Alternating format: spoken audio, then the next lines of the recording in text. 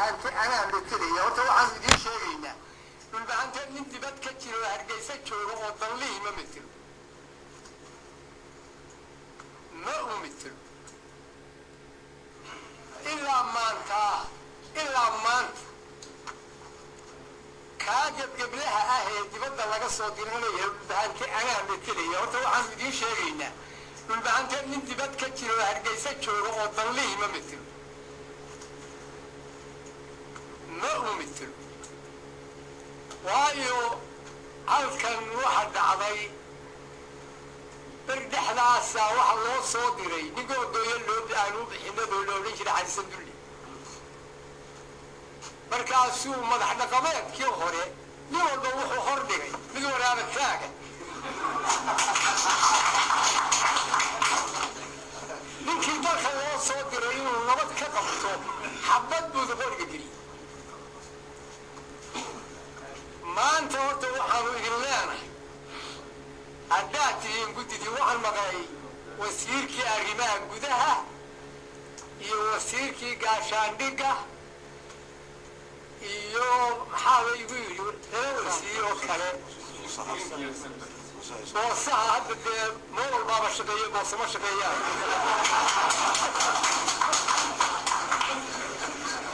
iyo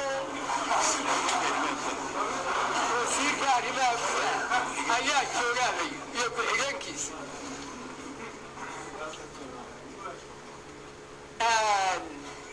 waxaan leeyahay marka u horeysa anigu odhan maayo maxaad noo sitaan ma odhanay imana muuqanayso waxaa ka horeysa maxaynu ku wada noolaanaa dalkan dadkii lahaa ee isim lahaa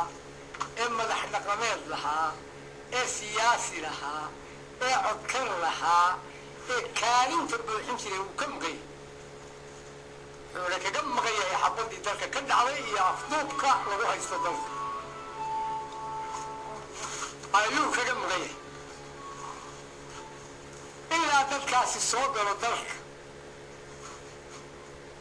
maanta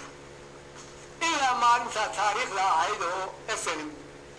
iyo reerka jacsiyaad baa nabadda qaatay ee ma ay kulmin jacsiyaad baa dhulbahante uu kafaala qaatay 720 nin oo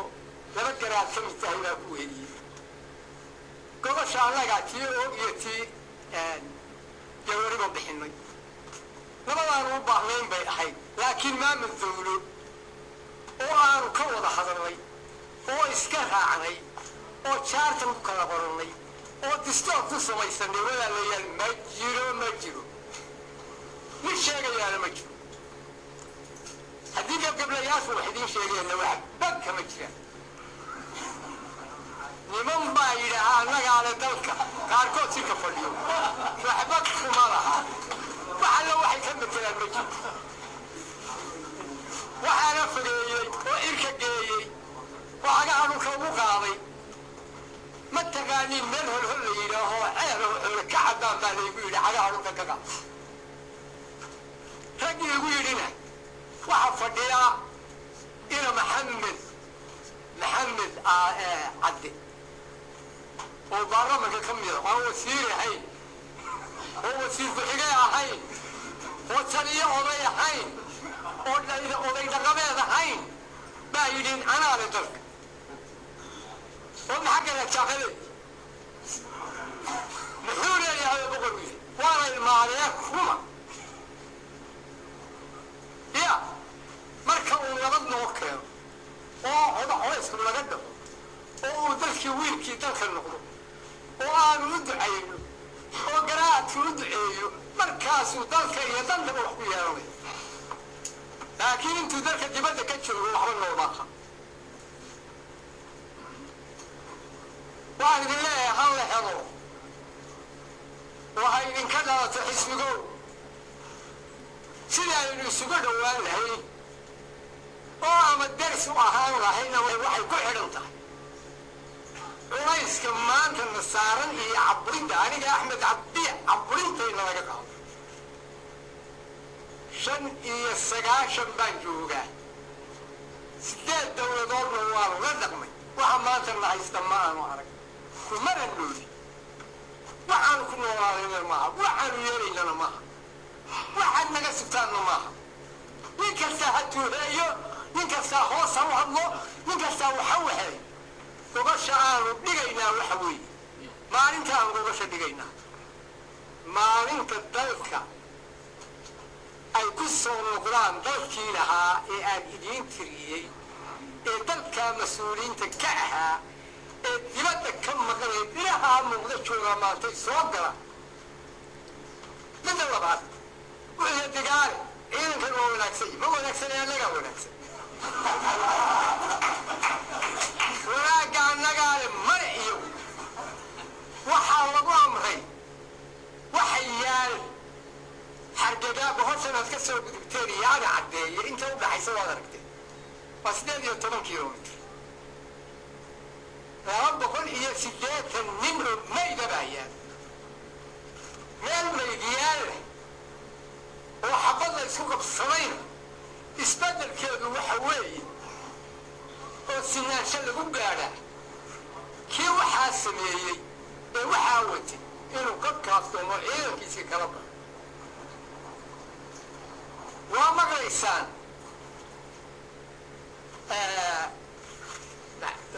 wasiirka arrimaha gudaha Gaboose iyo madaxda kale Maxamed Kaahin wada Maxamed Kaahin waxaa diiday waxaa diiday wallaahi waa diiday billaahi waa diiday tallaahi waa diiday waxaanu ku ballannay ee labadeenu saxeexnay ee isku qabsannay ee isku basalka ahaa wuxuu ahaa nabad labadii waa naga guurtay noo soo celiyey markaad nabaddaa noo soo celisaan wixii ummadi lahaan jirtay baynu ku wada hadlaynaa oo ku dhammaysana war naga xidhma halka waryaa haddaadan noo dan lahayn waxaan hadalka u soo ururinaya war dalkana dadkii lahaa ha ku soo noqdo weyska naga qaado maanta distooridi lama wadaagno dowladnimo sidaa idinkuna u qaylinayseen ee xisbi oo ahaydeen si ka liidata ama ka fog ama ka gudfog baan u qaylinaynaa turtuugaan maqlay meelaha kan niman istaagtaagaan maqlay reerka la yidhaha jaacgaraad garaad buu leeyahay garaad jaamac garaad ismaaciil baa la yidhaha anaana ka wakiila isagii waa maqay codkiisa aniga nimaan ahayn ma bixin karo maantana isagoo dalka yimaada maha cod aan bixinayaa ma jiro waxaanu leenahay haddii aad doonaysaan nabadgeliyo haddaad doonaysaan wada dhaqan haddaad doonaysaan derisnimo haddaad doonaysaan abti iyo awow waa doonaynaayo waddadeeda loo raaca xorriyad ma haysano nimaan xor haynina waxba laga weydiiyo dowladdiisa dalkiisa lagama weydiiyo aan xornimo u dhalo dalkayada aan nabadgelyo u dhalo waayo aqalka anigu aan joogo wuxuu yidhi su-aal adigaa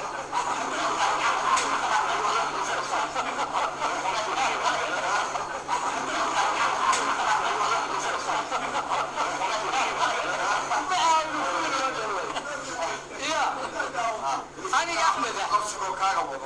aqalkayga albaabkayga waxa ku yaala rasaas baa ku taal ganjeelaha rasaastana waxaa la dhahay ciidamada baa la igu aamusiyey sidii waa igu aamusa wax kuma xidhmana hadalka u xun 4 sano waa aamusnaa maantana waxa laale waan مزاد الإحبي وضبان قلّا